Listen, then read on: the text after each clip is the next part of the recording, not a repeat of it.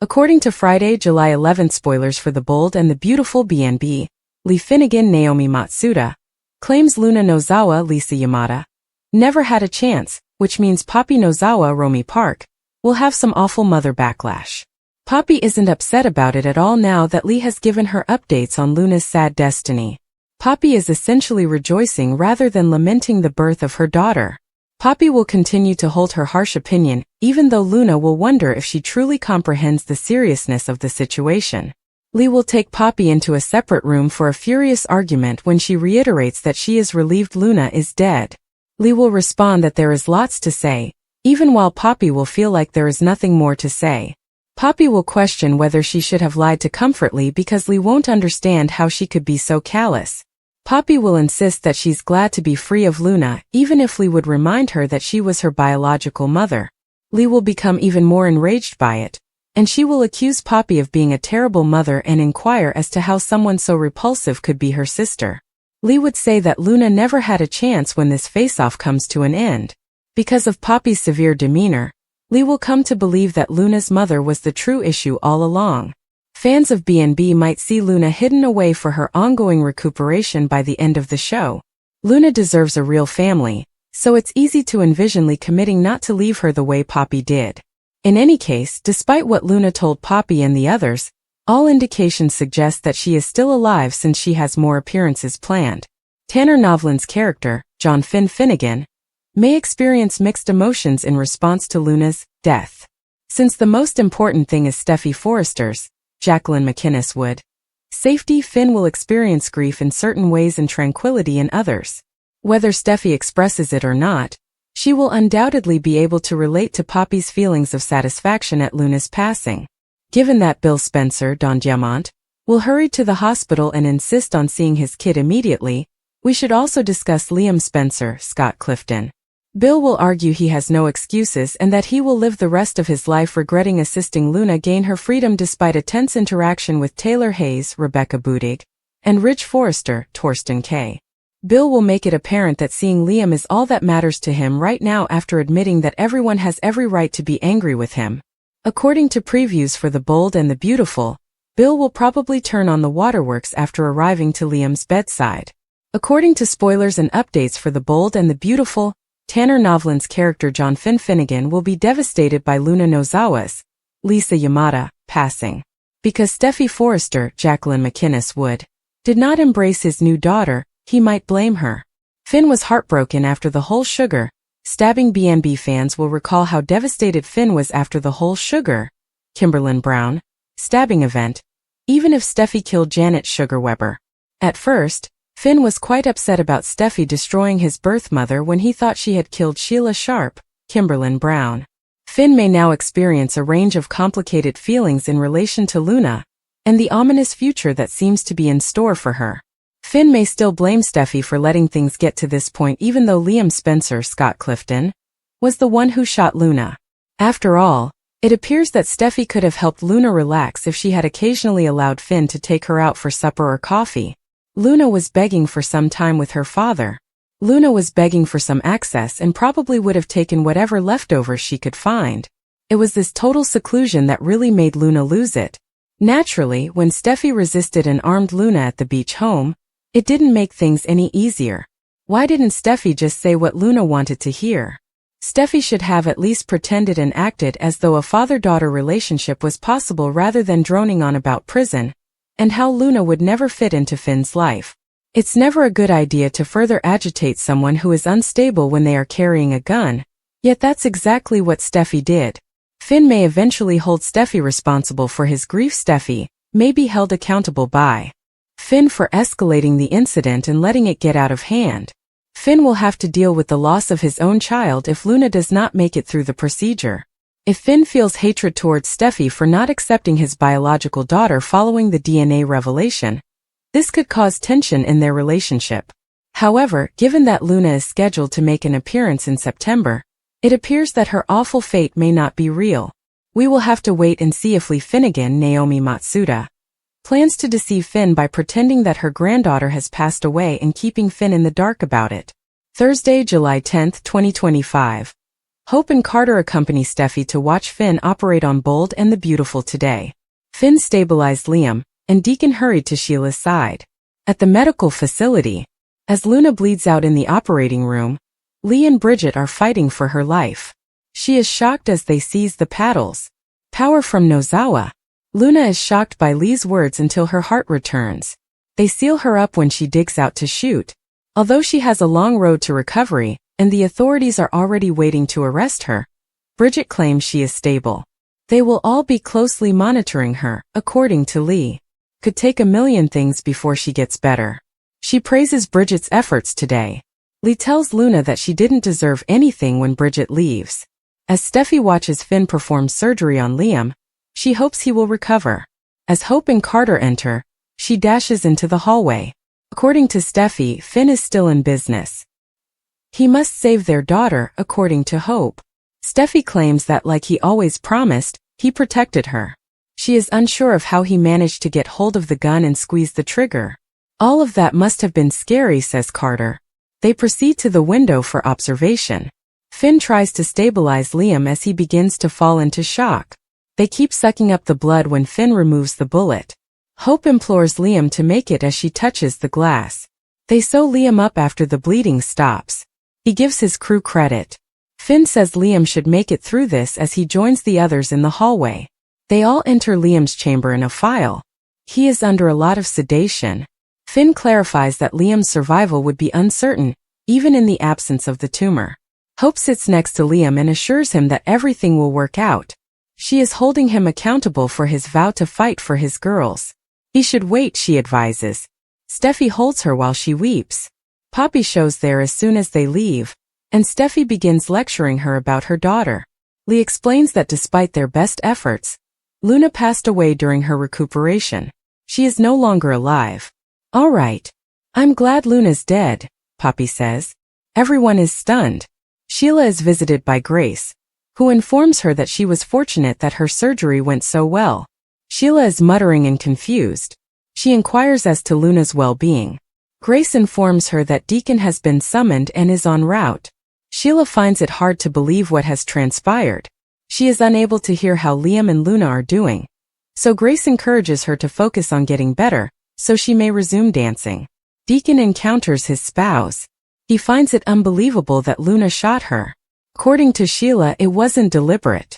Luna was impulsive and desperate. During the scuffle, the gun went off. He pledges to provide her with all she requires. He is hoping Liam will survive. With you at my side, I can't imagine my life without you, he says. He doesn't believe he will continue to call her a fool. She has 8 left. One had to be amputated. Although she thinks he's kidding, he's not. What is an additional toe? He inquires. She chuckles. Admire the beautiful and the bold? Join the Facebook group for official Bold and Beautiful lovers. Get casting news, recaps, and spoilers in one location. Join now to avoid missing a twist. Lee's remarks, each one purposeful, incisive, and unavoidable, weighed thick in the air. The allegation echoed louder than the ensuing silence, as Poppy remained motionless, the blood dripping from her cheeks. Lee said, her voice full of controlled rage. You were never a mother. Poppy tried to justify herself by saying, Luna never had a chance, not with you. Her lips trembled too much to articulate the words. Lee wasn't shouting. It would have been simpler to ignore that. No, this was something colder, something rooted in deep-seated disdain and calculating. Years of observing, evaluating, and ultimately determining that enough was enough were more important than a single moment. This was more than simply Luna for Lee. It has to do with the pattern.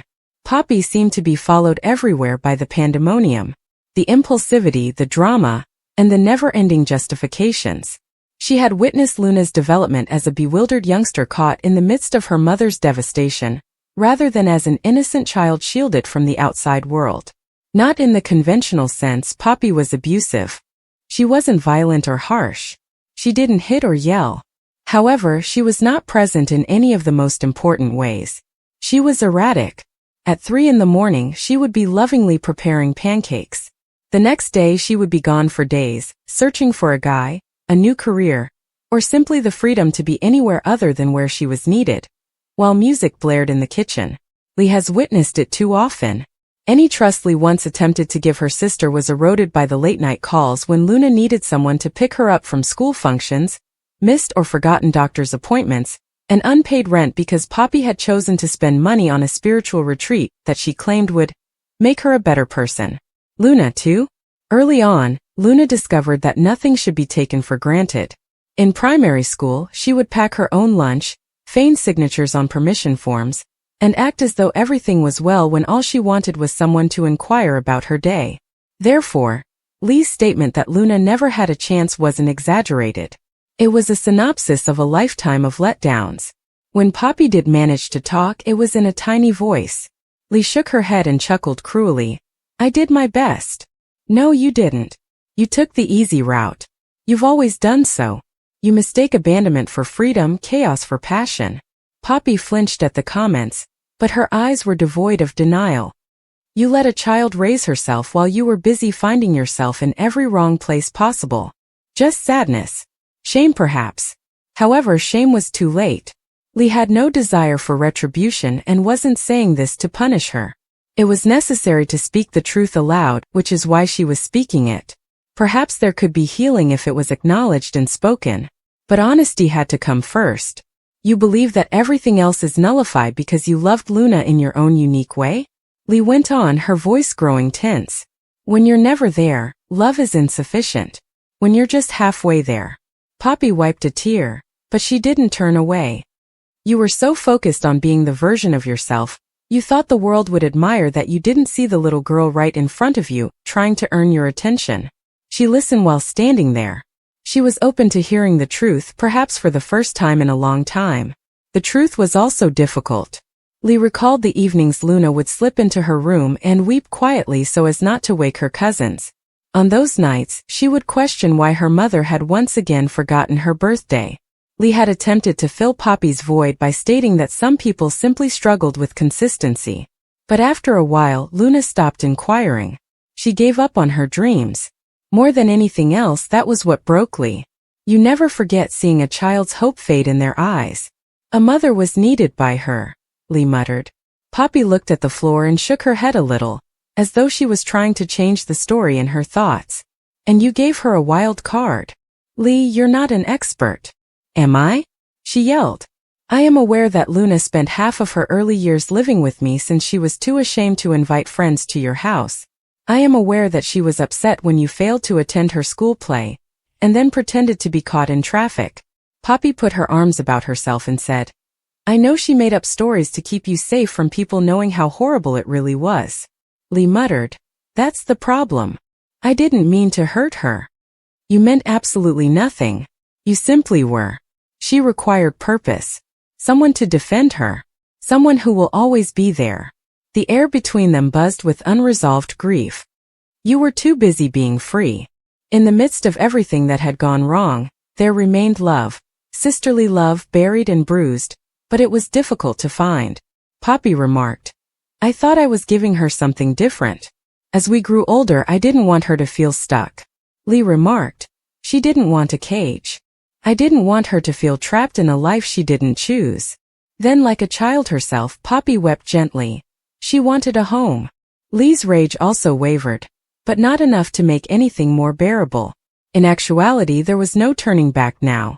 This damaged area would have to be the starting point for whatever happened after. Perhaps this is where forgiveness could blossom. Perhaps. However, only if Poppy actually noticed what she had done or failed to accomplish. Lee averted her gaze, battling the tempest of her own recollections. The last thing she wanted was to resent her sister. People may change, she longed to think. That one day moms like Poppy might wake up and see they still had time. However, it wouldn't be simple, and a few tears and an apology wouldn't repair the harm. The amount of wreckage was excessive. Finally, Lee remarked, Luna is stronger than you think. However, she had to be. You denied her an option. I wish to put things right, Poppy said. Lee's voice was now a whisper as well, but not a soft one. I don't know how, but I want to. Measured. Firm. Listen first. Don't make it about yourself. And when the going gets tough, stop running. Poppy, she doesn't require perfection. The ensuing silence wasn't meaningless. She simply needs you to arrive and stay. It was laden with potential. Excuses had been banished from the air, and pain had been poured forth. The difficult part was about to begin, rebuilding if it was possible at all. Lee was uncertain about her ability to trust her sister in the future. But she hoped Poppy would try for Luna's sake. Even though Lee had filled in and loved Luna as if she were her own, there were still gaps that could only be filled by a mother, if she so desired. Additionally, Poppy didn't run for once. Breathing like if she had just risen from the sea, she nodded through her tears. Perhaps there was no way to alter the past. However, it might still be possible to alter the future.